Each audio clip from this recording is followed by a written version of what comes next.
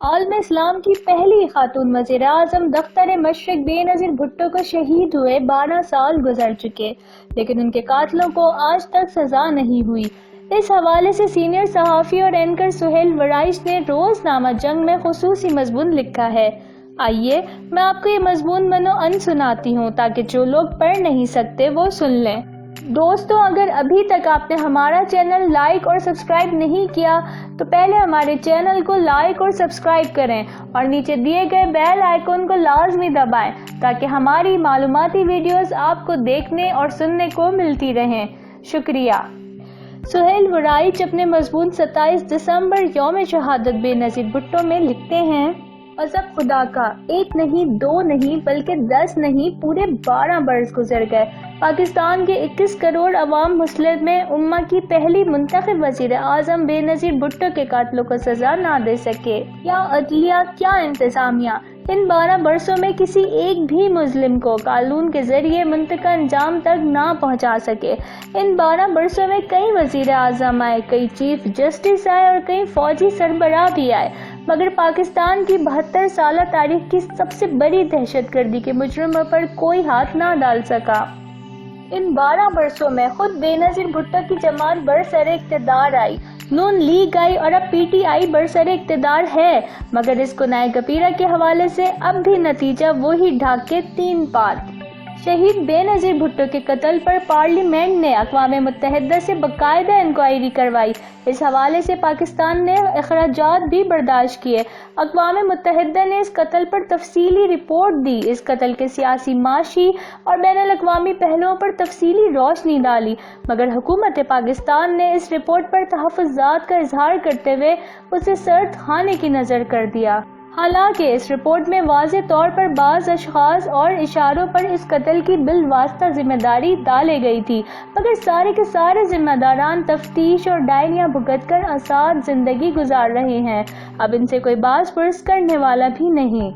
برطانیہ کی مشہور سراغ رساں ایجنسی اسکاٹ لینڈ یارڈ نے بھی محترمہ بے نظیر بھٹو کے قتل کی ٹیکنیکی پہلوؤں پر ایک تفصیلی رپورٹ تیار کی، جس کے اہم نکات میں یہ بات شامل تھی کہ قاتل صرف ایک تھا، اسی نے فائر کیا، اسی نے خودکش دھماکہ بھی کیا۔ اسی رپورٹ سے یہ بھی ثابت کیا گیا کہ خودکش کی ہڈیوں کی ساخت سے معلوم ہوتا تھا کہ وہ 15.5 برس کا نوجوان تھا۔ اسی رپورٹ میں خودکش بمبار کے ڈی این اے تجزیے سے معلوم کیا گیا کہ اس کا تعلق وزیرستان ایجنسی سے تھا۔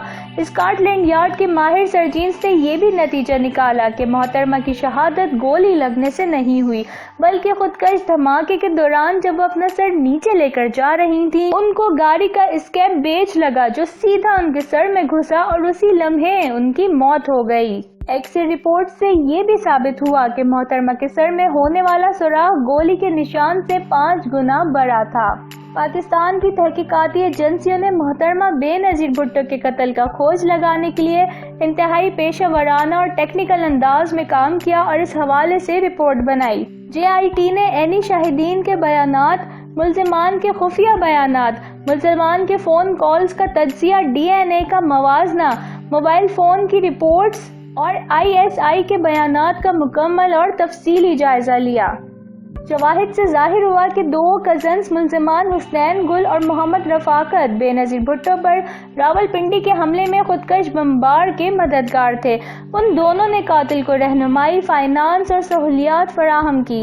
یہ دونوں ملزم پکڑے گئے، لیکن بالآخر عدالت نے انہیں رہا کرنے کا حکم دیا، جس پر وفاقی حکومت نے انہیں حفاظتی تحویل میں لے لیا تھا۔ اس کے بعد کیا ہوا، اس حوالے سے حقائق سامنے نہیں آئے۔ ان کی عدالت سے بریت اس لیے ممکن ہوئی کہ خفیہ ایجنسیوں کے اہلکار جنہوں نے ملزمان کے خلاف ثبوتوں پر گواہیاں دینی تھی، وہ عدالت میں شہادت کے لیے حاضر ہی نہ ہوئے اور یوں ملزمان کے خلاف شہادت ہی اکٹھی نہ ہو سکی۔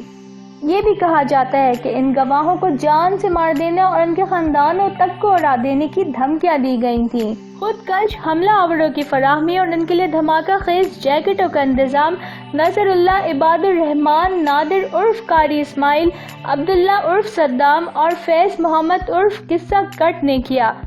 یہ بات بھی ثابت کی گئی کہ محترمہ بینظیر بھٹو کے قتل کی سازش طالبان اور القاعدہ کے اجتماعی اجلاس شورا اتحاد قبائل میں تیار کی گئی، جس کی صدارت مصطفیٰ ابو یزید نے کی، اور اس حوالے سے یہ ٹاسک بیت اللہ مسعود کو دیا گیا، جنہوں نے باقی گروپ کی مدد سے اسے کامیاب بنایا۔ انہی دنوں یعنی قاری نادر اور نصر اللہ کا براہ راست رابطہ بیت اللہ مسعود سے تھا۔ ان کے بارے میں دعویٰ کیا گیا کہ وہ محترمہ کی شہادت کے 2 ماہ بعد ایک فوجی جرم میں ہلاک کر دیے گئے۔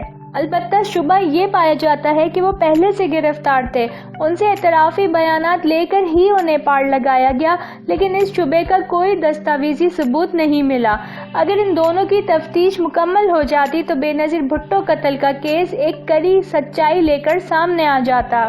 تاہم ٹیلی فون ریکارڈز کو جاننے کی نئی ٹیکنیک سے یہ بات تو پایہ ثبوت تک پہنچ گئی کہ راولپنڈی میں جائے شہادت پر نہ صرف خودکش بمبار موجود تھا، بلکہ اس کا ساتھی اکرم اللہ نادر اور نصر اللہ بھی موجود تھے، اور ان کا آپس میں ٹیلی فون پر رابطہ بھی ہوا تھا۔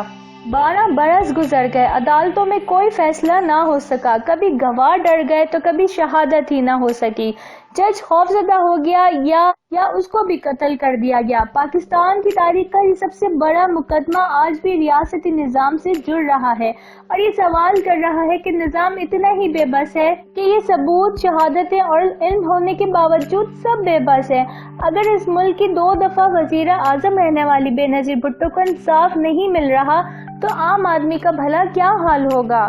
ان 12 برسوں میں ریاست، حکومت اور سیاست کے کچھ نہ کرنے کا مطلب یہ ہرگز نہیں کہ مشیہ تیزی بھی خاموش بیٹھی ہو۔ کسی بھی انسان کا خون ناحق ضائع نہیں جاتا، یہی بینظیر بھٹو کے قاتلوں کا انجام دیکھ کر معلوم ہوتا ہے۔ محترمہ بینظیر بھٹو کے قتل کی ذمہ داری القاعدہ کے رہنما مصطفیٰ ابو یزید نے قبول کی تھی۔ محترمہ کے قتل کے 2 سال 6 ماہ بعد جون 2010 مصطفیٰ ابو یزید کو اپنی بیوی، 3 بیٹیوں، نواسے اور دوسرے مرد و خواتین کے ساتھ ڈرون حملے میں ہلاک کر دیا گیا تھا۔ اسی طرح محترمہ بینظیر بھٹو کے قاتل میں بہت بڑا نام بیت اللہ محمود کا تھا۔ محترمہ کے قتل کے صرف 1 سال 8 ماہ 5 اگست 2009 کو ایک امریکی ڈرون حملے میں اس وقت ہٹ کیا گیا جب اس کی دوسری بیوی اس کے پاؤں دبا رہی تھی۔ طالبان اور القاعدہ کا نیٹ ورک مفلوج کر دیا گیا ہے۔ اسامہ بن لادن کو ایبٹ آباد حملے میں ہلاک کر دیا گیا ہے۔ ایمن کا عرصے دراز سے کچھ پتہ نہیں کہ وہ کہاں ہیں، لیکن یہ سب حالات تھے اور نقصان ڈرون حملوں کی وجہ سے ہی ہوئے ہیں۔